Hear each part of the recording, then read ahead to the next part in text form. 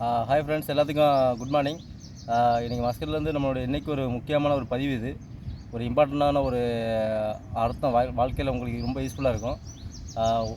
ஒரு ஒரு இடத்துல ஒரு பாம்பு ஒன்று இருக்குது. அந்த பாம்பு கொஞ்சம் தூரம் போகும்போது நெருப்புக்குள்ளே மாட்டிக்குது.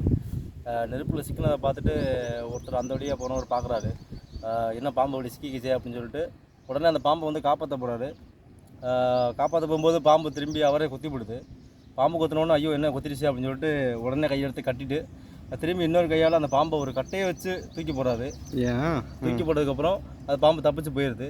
அதை பார்த்து பக்கத்தில் ஒருத்தர் கேட்குறாரு, அந்த பாம்பு தான் உன்னை கடிக்கும்னு தெரியும் உனக்கு, பின்னையே அதை காப்பாற்ற போகிற, நீ காப்பாற்ற போனதெல்லாம் பாரு உன்னை கடிச்சே போச்சு, அப்படியும் நீ போய் அதை போய் காப்பாற்றிட்ட பற்றி அந்த பாம்பை, ஏன் உனக்கு தெரியாதா பாம்பு கடிக்கும்னு கேட்குறாரு அவர். ஆக்சுவலாக அண்ணா, அந்த பாம்பு வந்து ஒன்று அதோட குணமே வந்து யாராவது பார்த்தா கடிக்கிறது தான் அதோட குணமே. அதனால தான் வந்து என்னை கடிச்சிருச்சு. இருந்தாலும் என்னுடைய மனநிலை அது கிடையாது.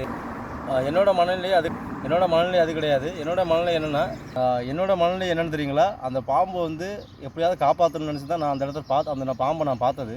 அது என்ன பண்ணும் என்னன்னு நான் ஒன்றும் பார்க்கல. ஆக்சுவலாக அதனால தான் நான் அதை காப்பாற்றினேன். அதுவும் இப்போ தப்பிச்சு போயிடுச்சு. அதனால் எனக்கு தான் ரொம்ப சந்தோஷம்.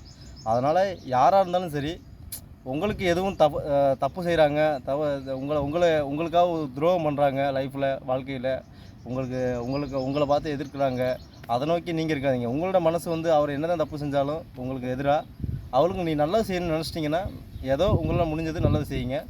கண்டிப்பாக அது வந்து உங்களுடைய மனநிலை வந்து என்றைக்கும் மாறாது.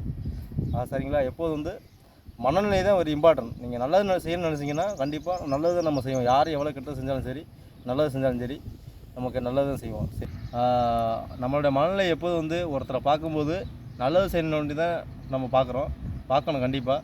அதுபோல் தான் நம்ம அது எவ்வளோ தான் தீங்கு நமக்கு செஞ்சாலும் அது நமக்கு தேவையில்லாத ஒன்று. நல்லது மட்டும் எல்லாருக்கும் செய்யுங்க.